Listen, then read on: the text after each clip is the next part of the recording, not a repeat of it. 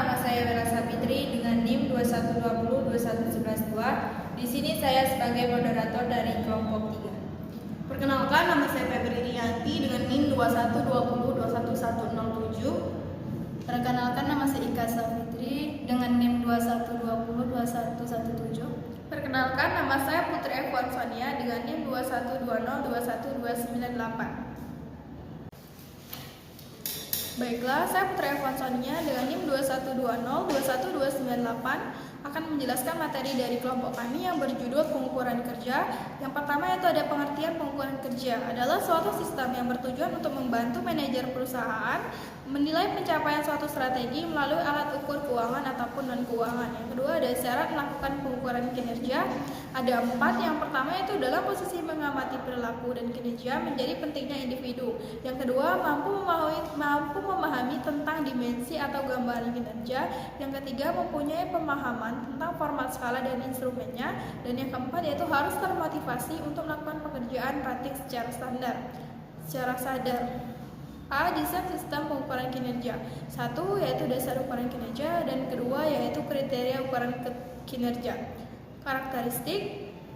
1. Secara akurat mengukur variabel kunci kinerja. 2. Termasuk basis komparasi untuk membantu pemahaman yang lebih baik yang ditujukan tingkat kerja. 3. Dikumpulkan dan didistribusikan berdasarkan waktu. 4. Dapat dianalisis secara makro dan mikro, dan kelima tidak mudah dimanipulasi untuk mencapai hasil yang diinginkan. Perkenalkan, nama saya Ika Sapitri dengan NIM 212021117. Di sini saya akan melanjutkan materi dari rekan saya tadi, yaitu pengukuran kinerja. Yang pertama ada ukuran kriteria tunggal atau single kriterium. Yang kedua ada ukuran kriteria beragam atau multiple kriterium, dan yang ketiga ukuran kriteria gabungan atau komposit kriterium.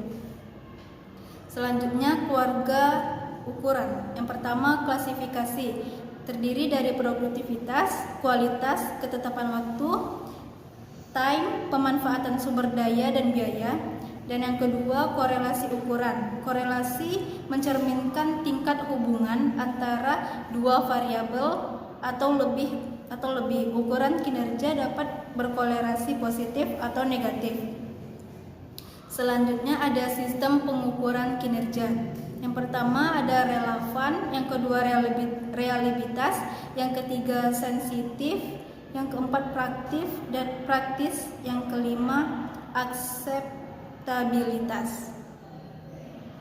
Selanjutnya yang ketiga ukuran kinerja efektif. Kunci untuk menciptakan ukuran kinerja yang efektif adalah sebagai berikut. Yang pertama, ukuran mempunyai penggunaan spesifik bagi individu atau kelompok individu. Yang kedua, ukuran kinerja ditangkap dan disampaikan kepada pengguna. Yang ketiga, ukuran kinerja dibagikan kepada orang yang tepat. Yang keempat, ukuran kinerja berarti dapat diserap dan dimengerti dengan cepat dan mudah. Dan yang terakhir, penyajian ukuran kinerja harus sesuai dengan pedoman standar. Baiklah, terima kasih moderator. Selanjutnya saya akan melanjutkan materi dari Ika, yaitu C, tipe ukuran kerja. Yang pertama, 1. Sifat ukuran, langsung dan tidak langsung. Pengukuran ini dilakukan melalui observasi. Observasi langsung dilakukan apabila rater atau pengukur benar-benar melihat kinerjanya. Observasi tidak langsung dilakukan apabila supervisor tidak berhadapan langsung dengan operator telepon. 2. Hierarki ukuran. Ukuran hierarki sama dengan aspek kinerja, tetapi pada tingkat yang berbeda dalam organisasi yang sama. Sebagai contoh, general manager biasanya memerlukan informasi terkait kinerja pada tingkat yang berbeda daripada seorang frontline supervisor. Yang ketiga, lingkup ukuran. Yang pertama ukuran individual, dan yang kedua ukuran tim. Selanjutnya 3. Lingkup ukuran C, ukuran organisasional.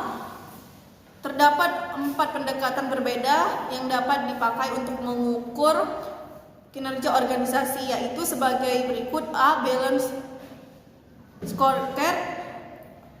Balance scorecard merupakan serangkaian ukuran yang memberi manajer puncak pandangan bisnis yang cepat tetap komprehensif. Baiklah, selanjutnya di sini saya akan melanjutkan pemaparan materi dari rekan saya Febri Rianti. Yang pertama yaitu 4 sistem ukuran. Yang pertama A, rating system. Rating system seperti namanya, metode ini menyangkut penggunaan rating scales untuk masing-masing bagian penting pekerjaan.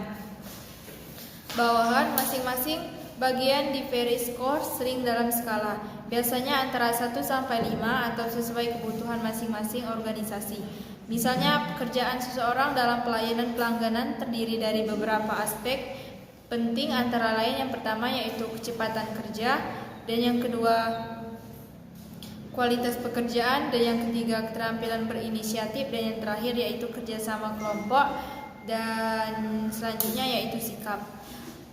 Yang selanjutnya yaitu B, rating system. Apabila rating menciptakan gambaran yang jelas kinerjanya dengan yang pekerja individual, ranking menciptakan perbandingan langsung kinerja di antara lebih dari satu pekerjaan dalam posisi yang sama. Ranking menunjukkan pekerja mana yang paling berhasil secara keseluruhan dalam tugas-tugas penting. Selanjutnya yaitu C, narrative system. Naratif umumnya menjadi bagian dari review kinerja. Ini merupakan gaya esai deskriptif memperinci kinerja individual. Sistem ini dipergunakan karena memberi kesempatan untuk mengurangi sifat kaku dari formulir penilaian dan bekerja terbaik ketika dipertimbangkan sebagai pelengkap terhadap ranking atau rating. Selanjutnya yaitu tujuan dan manfaat pengukuran kinerja. Yang pertama yaitu ada tujuan. Tujuan yang pertama yaitu meningkatkan motivasi karyawan dalam memberi kontribusi pada organisasi. Yang kedua, memberikan dasar untuk mengevaluasi kualitas kinerja masing-masing karyawan. Yang ketiga, mengidentifikasi kebutuhan pelatihan dan pengembangan karyawan sebagai dasar untuk menyediakan kriteria seleksi dan evaluasi program pelatihan dan pengembangan karyawan. Dan yang terakhir yaitu membantu pengambilan keputusan yang rakitan dengan karyawan seperti produksi, transport, dan pemberhentian. Selanjutnya yaitu manfaat. Di sini ada beberapa manfaat. Yang pertama yaitu menelusuri kinerja terhadap harapan pelanggannya dan membuat seluruh personil terhadap dalam upaya pemberi kepuasan kepada pelanggan. Kedua, memotivasi pegawai untuk melakukan pelayanan sebagai bagian dari mata rantai pelanggan dan pemasok internal. Ketiga, mengidentifikasi berbagai pemborosan sekaligus mendorong upaya-upaya pengurangan terhadap pemborosan tersebut. Dan yang terakhir yaitu membuat suatu tujuan strategi yang masanya masih kabur menjadi lebih konkret sehingga mempercepat proses pembelajaran perusahaan. Yang terakhir yaitu keberhasilan pengukuran. Menurut Corney 2007 halaman 50 menganjurkan bahwa untuk keberhasilan pengukuran kinerja diperlukan beberapa langkah seperti berikut. Yang pertama, sistem dimulai dengan big picture, golden setiap orang tahu. Kedua, setiap kelompok mempunyai performance driver atau pendorong kinerja dihubungkan dengan big picture objektif. Yang ketiga, sasaran kinerja dan kelompok kerja jelas dan masuk akal. Yang keempat, mendidik dan mengcoach pekerjaan secara berkelanjutan. Dan yang terakhir yaitu mempunyai sistem yang jelas dan sederhana yang dapat melonjak kemajuan terhadap tujuan. Baiklah, itulah paparan materi dari kelompok 3. Di sini saya sebagai moderator akan melanjutkan sesi selanjutnya yaitu sesi tanya jawab. Untuk teman-teman sekalian siap yang ingin bertanya saya persilahkan. Assalamualaikum warahmatullahi wabarakatuh. Saya Sidika Teriska dengan NIM 21-2021-229. Saya mewakilkan dari kelompok 1, izin bertanya dari kelompok 3 dengan pertanyaan bagaimana cara mengatasi kesulitan dan kelemahan balance scorecard. Terima kasih. Assalamualaikum warahmatullahi wabarakatuh. Perkenalkan, nama saya Putri Kurnia dengan NIM 21-2021-108. Baiklah, saya ingin bertanya kepada kelompok 3. Bagaimana cara mengatasi kesulitan dan kelemahan balance scorecard? Sekian, terima kasih. Assalamualaikum warahmatullahi wabarakatuh. Saya Jenny Dwi Pranika dengan NIM 21-2021-231. Saya perwakilan dari kelompok 4. Izin bertanya kepada kelompok 3 mengenai apa pengertian dan kelemahan dari balance scorecard. Terima kasih. Perkenalkan, nama saya Maya Safira dengan NIM 21-20-21-106, perwakilan dari kelompok 5, izin bertanya. Seperti apa implementasi strategi yang berhasil? Terima kasih. Assalamualaikum warahmatullahi wabarakatuh. Nama Abiliza Ramadhani dengan NIM 212021-226 dari kelompok 6 izin bertanya. Faktor apa saja yang mempengaruhi tinggi dan rendahnya suatu kompensasi? Terima kasih. Assalamualaikum warahmatullahi wabarakatuh. Perkenalkan, nama saya Melia Angrini, NIM 212021-230. Di sini saya perwakilan kelompok 7 izin bertanya kepada kelompok 3. Mengapa dalam mengukur kinerja keuangan, kinerja non-keuangan juga terlibat? Itu saja dari saya, cukup sekian, terima kasih.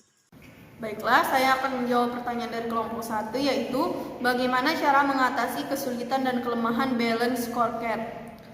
Caranya ada 3. Yang pertama, mendefinisikan tujuan strategi jangka panjang dari masing-masing perspektif atau outcomes dan mekanisme untuk mencapai tujuan tersebut, performance driver. Yang kedua, setiap ukuran kinerja harus merupakan elemen dalam suatu hubungan sebab akibat, cause and effect relationship.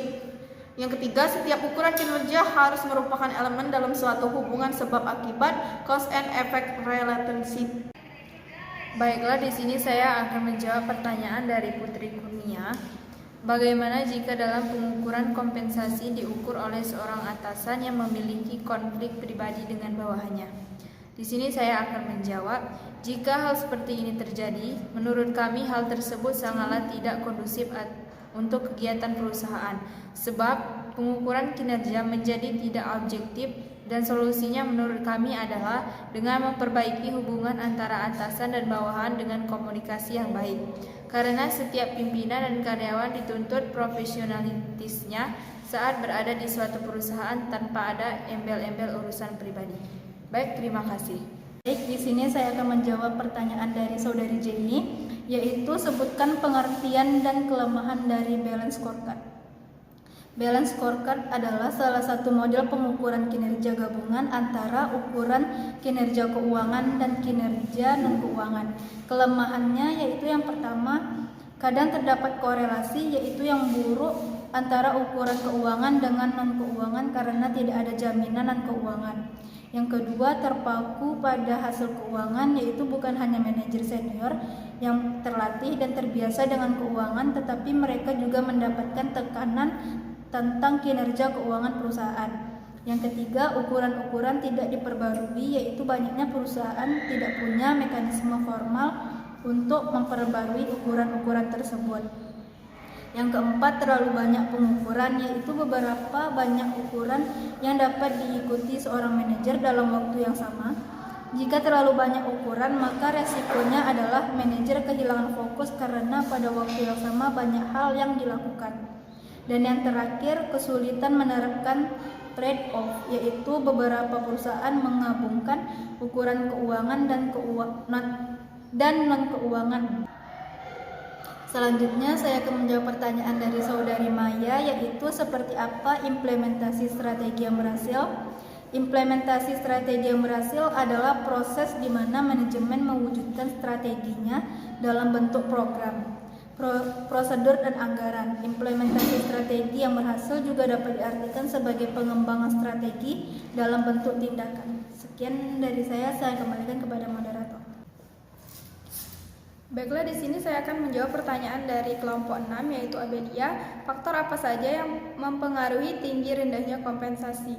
Berbagai faktor yang mempengaruhi besarnya kompensasi yang diberikan perusahaan kepada karyawannya dikemukakan oleh Hasibuan pada tahun 2019 halaman 127 sampai 129, yaitu 1. Penawaran dan permintaan, 2. Kemampuan dan kesediaan perusahaan, 3. Serikat buruh atau organisasi karyawan, 4. Produktivitas kerja karyawan, 5. Pemerintah dan undang-undang dan Kepres, 6. Biaya hidup, 7. Posisi jabatan karyawan, dan 8. Pendidikan dan pengalaman kerja.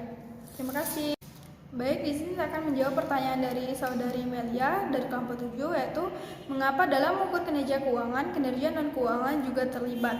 Organisasi telah mengembangkan sistem yang sangat canggih untuk mengukur kinerja keuangan. Sayangnya, seperti banyak yang ditemukan oleh perusahaan Amerika Serikat, selama tahun 1980-an banyak industri yang dipicu oleh perubahan dalam bidang non-keuangan seperti kualitas dan kepuasan pelanggan yang pada akhirnya mempengaruhi kinerja keuangan perusahaan. Meskipun mereka mengakui pentingnya ukuran non-keuangan, banyak organisasi yang gagal untuk memasukkannya dalam tinjauan kinerja tingkat eksekutif karena ukuran-ukuran ini cenderung kurang canggih dibandingkan dengan ukuran keuangan dan manajer senior kurang terampil dalam menggunakannya. Terima kasih. Baiklah, itu saja paparan materi dari kami. Kami dari kelompok 3, apabila ada kata yang salah kami minta maaf. Kepada Allah kami mohon ampun. Kami akhiri. Wassalamualaikum